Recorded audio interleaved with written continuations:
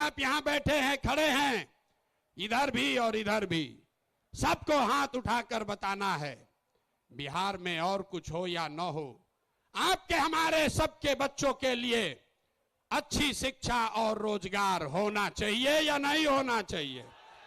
उठाइए हाथ, जोर से बोलिए, वीडियो में रिकॉर्ड होना चाहिए। होना चाहिए कि नहीं होना चाहिए? होना चाहिए। अरे भाई, आप तो सब लोग इतना समझदार है, तो ये हुआ कैसे नहीं?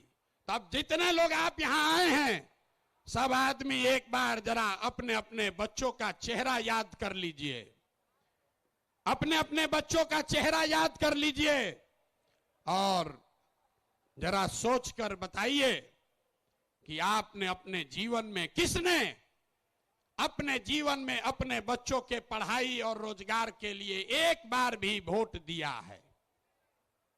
देखिए पूरा सन्नाटा, देखिए सन्नाटा। यहां सब लोग चाहते हैं कि पढ़ाई या रोजगार होना चाहिए, लेकिन पढ़ाई या रोजगार आज तक मिला नहीं। और क्यों नहीं मिला? क्योंकि आपने उसके लिए वोट नहीं दिया। अब कोई खड़ा होकर कहेगा, आप में से कई लोग बहुत विद्वान हैं, वो कहेगा, ए भैया, बिहार में तो सब नेता धूर्त है, बदमाश है, सबको ठगा है, इसका क्या गारंटी है कि अगर हम लोग पढ़ाई रोजगार के लिए वोट देंगे तो ये हम लोग को मिल जाएगा? हम अभी 2 मिनट में आपको दिखाएंगे, आपके आंख के सामने, कि चाहे आप वोट लालू जी को दीजिए कि नीतीश को, मोदी को दीजिए या जन सुराज को, जो रास्ता अभी दिखाएंगे आपके आंख के सामने दिखेगा, आपके बच्चों को पढ़ाई रोजगार मिलेगा ही मिलेगा। सब लोग जरा सोच के बताइए, सही बात बोलेंगे तो हाँ बोलिएगा जोर से, गलत बोलेंगे तो ना बोलिएगा। पूरे बिहार में, आपके गांव पंचायत में भी बहुत सारे लोगों ने 5 किलो अनाज के लालच में मोदी जी को, भाजपा को वोट दिया है। तो बिहार में चाहे जितना चोरी भ्रष्टाचार है, 1 किलो चोरी करके 4 किलो अनाज लोगों को मिल रहा है कि नहीं मिल रहा है? जोर से बोलो भैया, मिल रहा है कि नहीं मिल रहा है? जोर से बोलिए, ना बोलिएगा छोड़ देंगे यहीं पर। 4 किलो अनाज मिल रहा है कि नहीं मिल रहा है? आपने, हमने वोट दिया, हिंदू मुसलमान बन के। चुनाव से पहले लोगों ने कहा, हमारा दशा कुछ भी हो, हमारे गांव का दशा कुछ भी हो, पहले अयोध्या में राम जी का मंदिर बनना चाहिए। तो आपके गांव में, बिहार के गांव में, शहर में नाली गली नहीं बना, स्कूल अस्पताल नहीं हुआ, फैक्ट्री नहीं लगी, लेकिन अयोध्या में राम जी का मंदिर बना है कि नहीं बना है? इधर जो बैठे हैं इनसे भी पूछ रहे हैं, हाथ बैठा गिराए हुए, बना है कि नहीं बना है? अरे राम जी का मंदिर बना कि नहीं बना? आपने, हमने वोट दिया, कई लोगों ने लालू जी को। लोगों ने कहा कि कुछ भी हो, लालू जी के राज में पिछड़ों को, गरीबों को, वंचितों को आवाज और सम्मान मिला। तो लालू जी के राज में सड़क, बिजली, पानी नहीं मिला, बच्चों को पढ़ाई रोजगार नहीं हुआ। लेकिन जो लोग भी बिहार को जानते हैं, उसको ये मानने में गुरेज नहीं है कि लालू जी के राज में गरीब और पिछड़ों को आवाज और सम्मान मिला कि नहीं मिला? हाथ उठाकर बताइए, मिला कि नहीं मिला? कई लोगों ने वोट दिया नीतीश कुमार को, कहा कि बिहार में हमको सड़क, बिजली, पानी चाहिए। तो नीतीश के राज में, इसी बदहाल बिहार में, बिजली का बिल 2000 आए चाहे 6000, स्मार्ट मीटर भले आपके गर्दन को दबा के लगा रहा है, लेकिन घरे घरे बिजली आया है कि नहीं आया है? अरे बिजली आया है कि नहीं? हाथ उठाओ, आया है कि नहीं आया है? आपने, हमने वोट दिया मोदी जी को सिलेंडर के लालच में। तो यहां पर सिलेंडर का दाम 1000 हो कि 1200, घरे घरे सिलेंडर बटा है कि नहीं बटा है? अरे बटा है कि नहीं बटा है? यहाँ का आदमी दोबारा कहने पर बोलता है, बोलिए बटा है कि नहीं बटा है? आपने हमने वोट दिया, कई लोगों ने मोदी जी का भाषण सुन के कि मोदी जी गुजरात में बड़ा विकास किए हैं, तो भैया गुजरात में तो विकास हो रहा है। पूरे देश का पैसा ले जाकर मोदी जी गुजरात के गांव-गांव में फैक्ट्री लगा रहे हैं और पूरे बिहार से आपके हमारे बच्चे गुजरात में जाकर नौकरी मजदूरी कर रहे हैं कि नहीं कर रहे हैं? अरे भाई, तो कौना बात पर आप और हम वोट दिए हैं जो नहीं मिला? आपने खुद कहा अपने बच्चों के नाम पर कि ये भैया हम लोग अपना जीवन में पढ़ाई रोजगार के लिए वोट नहीं दिए हैं। यही बात जन सुराज बता रहा है, यही जन सुराज का मंत्र है। वोट आप किसको देते हैं इसका कोई महत्व नहीं है। महत्व इस बात का है कि वोट किस बात के लिए देते हैं। आपने अनाज के लिए वोट दिया तो अनाज मिल रहा है, मंदिर के लिए वोट दिया मंदिर बना है, आवाज के लिए वोट दिया तो लालू के राज में आवाज मिला है, बिजली के लिए वोट दिए तो नीतीश के राज में बिजली आया है, गुजरात के विकास के लिए वोट दिए तो गुजरात में विकास हुआ है। लेकिन आप में से किसी ने अपने बच्चों के पढ़ाई रोजगार के लिए किसी को वोट नहीं दिया, इसीलिए बिहार के बच्चे अनपढ़ और मजदूर रह गए। ये बात समझाने का अभियान का नाम है जन सुराज कि मेरे भाई, अगर पढ़ाई और रोजगार चाहिए तो एक बार पढ़ाई और रोजगार के लिए वोट देना होगा। अगर अपने बच्चों का विकास चाहिए तो अपने बच्चों के लिए वोट देना पड़ेगा। अब एक अंतिम सवाल, सब लोग जरा सोच के बताइए, और कुछ हो या ना हो, आपको अपने बच्चों की चिंता है या नहीं है? उठाइए हाथ और दिखाइए, है कि नहीं है? सब लोग हाथ उठाकर बताइए भैया, है कि नहीं है? तो बच्चों का भविष्य कैसे सुधरेगा? दुनिया में जितने विद्वान हैं उन्होंने बताया कि बच्चों का भविष्य सुधारने के लिए गरीबी से निकलने का 3 ही गो रास्ता है, पढ़ाई, जमीन और पूंजी। 3 ही रास्ता है गरीबी से निकलने का। अगर आप पढ़ लिख जाएगा, आपका बच्चा पढ़ लिख कर नौकरी रोजगार कर लेगा तो उसकी गरीबी खत्म हो सकती है। अगर आप पढ़े लिखे नहीं हैं, आपके पास जमीन हो तो खेती किसानी करके भी आपका बच्चे का जीवन सुधर सकता है। और अगर दोनों नहीं है तो पैसा पूंजी अगर हो, कोई आपको कर्ज भी दे दे तो कोई ना कोई छोटा मोटा रोजी रोजगार दुकान व्यापार करके भी आप अपना जीवन सुधार सकते हैं। बिहार में ध्यान से देखिएगा तो यहां पर ज्यादातर लोगों के पास ये तीनों में तीनों चीज नहीं है। यहां रहने वाले जितने गरीब लोग हैं उनके बच्चों के पास पढ़ने का कोई सुविधा ही नहीं है।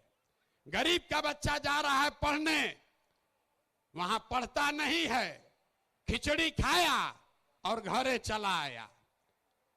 कॉलेज में खिचड़ी नहीं बट रहा है लेकिन वहां से डिग्री बट रही है। बिहार के शिक्षा व्यवस्था का हाल यह है, स्कूल से खिचड़ी और कॉलेज से डिग्री बट रहा है, पढ़ाई दोनों में कहीं नहीं हो रहा है। तो अगर पढ़ाई चाहिए क्योंकि यही रास्ता है गरीबी से निकलने के लिए, तो बिहार में सबसे ज्यादा पैसा शिक्षा पर खर्च होना चाहिए। इसलिए जन सुराज कह रहा है कि जब हमारी व्यवस्था बनेगी तो 1 घंटा के अंदर शराबबंदी को उठाकर फेंक देंगे। 1 घंटा के अंदर शराबबंदी को उठाकर फेंक देंगे। अब लड़का को बुझाया नहीं कि भैया शराबबंदी और पढ़ाई का क्या लेना देना है। हम बताते हैं क्या लेना देना है। अगर बिहार में विश्व स्तरीय देश का सबसे अच्छा शिक्षा व्यवस्था बनाना है तो 5 लाख करोड़ रुपया चाहिए। 5 लाख करोड़ रुपया चाहिए अगले 10 वर्ष में, तो देश का सबसे अच्छा शिक्षा व्यवस्था बिहार में बना दिया जाएगा। और ये 5 लाख करोड़ रुपया आएगा कैसे? ताली मत बजाइए, समझिए। जो शराबबंदी हटाएंगे तो ये तय किया कि शराब से आने वाला टैक्स का पैसा वो बजट में नहीं जाएगा, नेताजी के सुरक्षा के लिए नहीं खर्चा होगा, सड़क बिजली पानी के लिए नहीं होगा। जितना शराबबंदी के टैक्स का पैसा होगा अगले 20 बरस बिहार में सिर्फ और सिर्फ नई शिक्षा व्यवस्था बनाने के लिए खर्च किया जाएगा। अब समझ में आया काहे हटाना चाहते हैं? हर बरिस 20,000 करोड़ रुपया शराबबंदी के चलते नुकसान हो रहा है, तो 20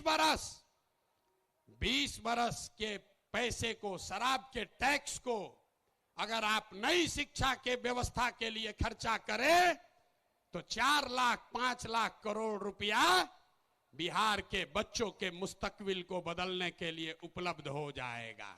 तो अब आपकी सभा में पूछ रहे हैं, बताइए ये योजना लागू होना चाहिए कि नहीं लागू होना चाहिए? ना, जोर से बोलिए। शराबबंदी हटाकर उस पैसे से नई शिक्षा व्यवस्था बनाना चाहिए कि नहीं बनाना चाहिए? ना बोले, हाथ ना उठ रहा है अभी, हाथ उठाकर बोलिए जोर से। ना, जिसको ना बोलना है ना बोलो, बोलिए हटना चाहिए कि नहीं हटना चाहिए?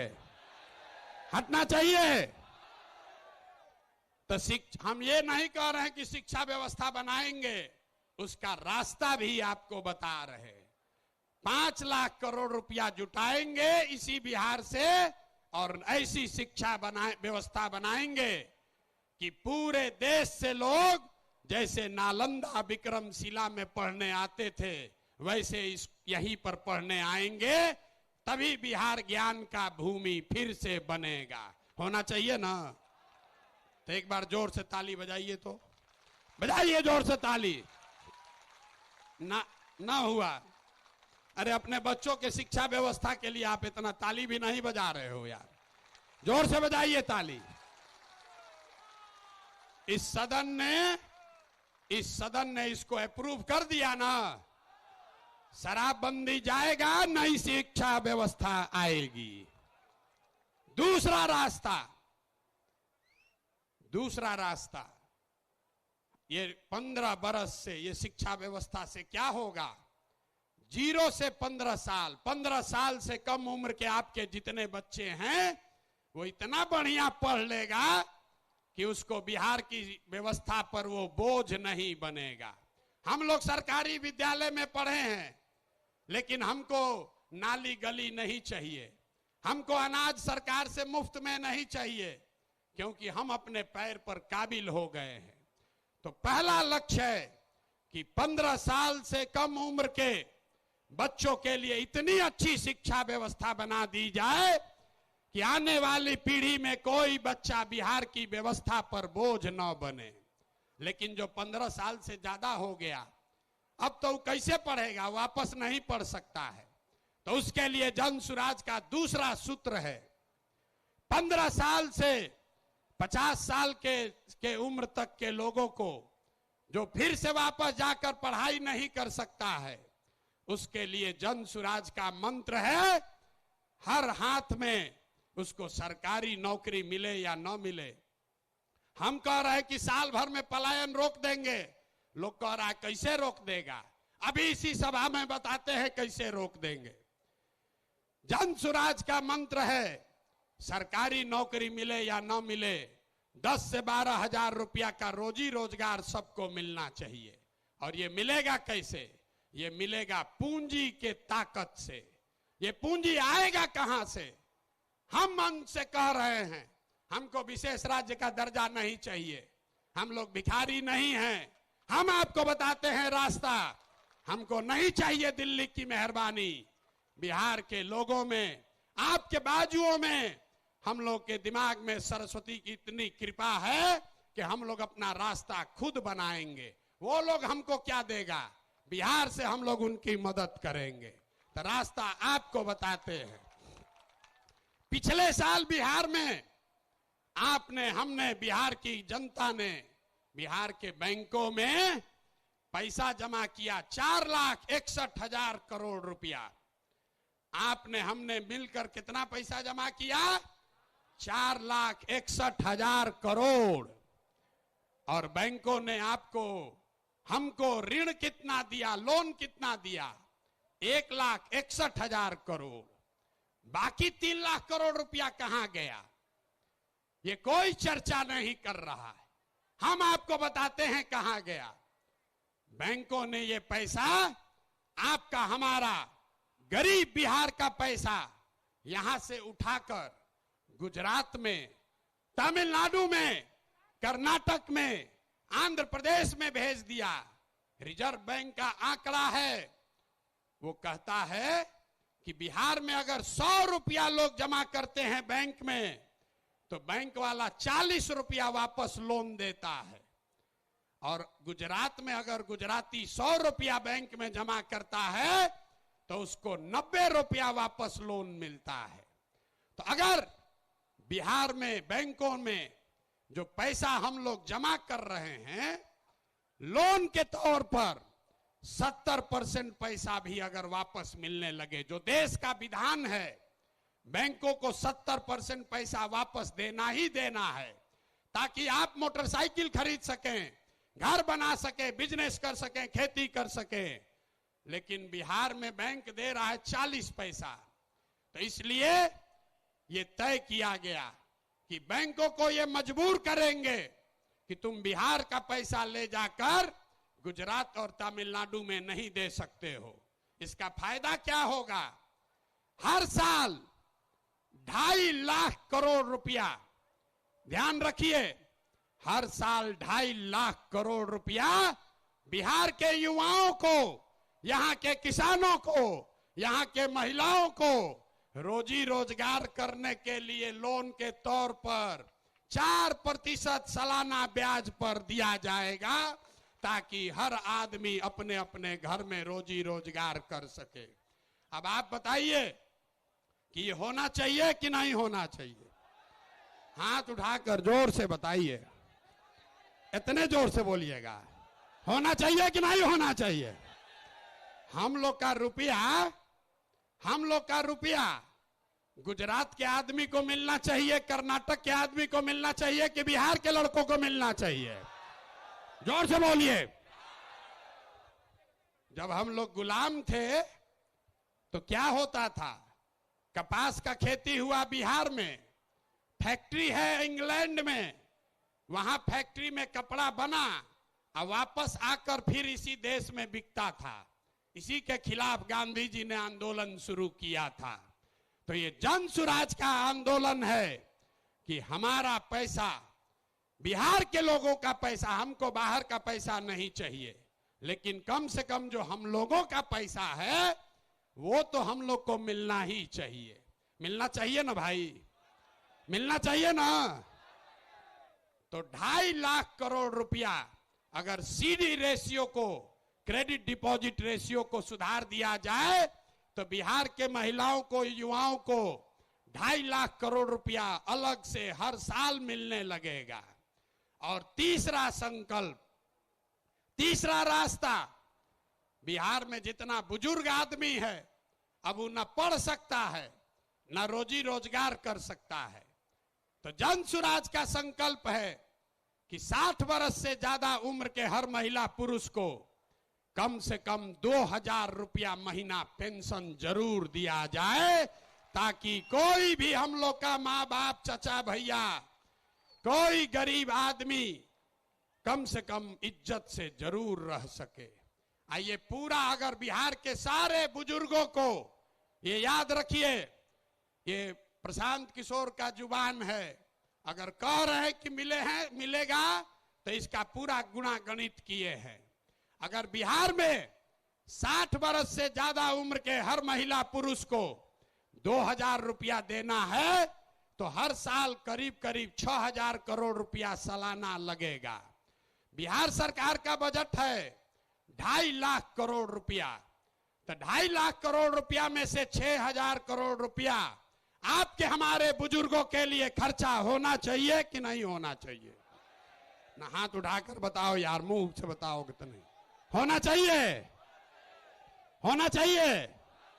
तो तो ये तीनों स्कीम पास कर दिए ना, तीनों स्कीम पास कर रहे हैं ना, ये तीनों स्कीम पास हुआ ना। तो बच्चे का जीवन सुधरा पढ़ाई से, युवाओं का जीवन सुधरा पूंजी से, बूढ़ों का जिंदगी सुधरा 2000 रुपया पेंशन से, बच गए हमारी महिलाएं और किसान। यहां का किसान बहुत परेशान है।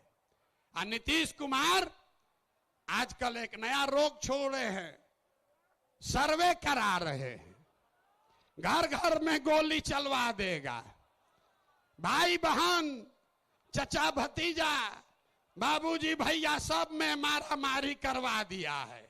कराया है कि नहीं कराया है? अपना खतियान निकालने के लिए लोगों को 2-2, 4-4 हजार रुपया घूस देना पड़ रहा है।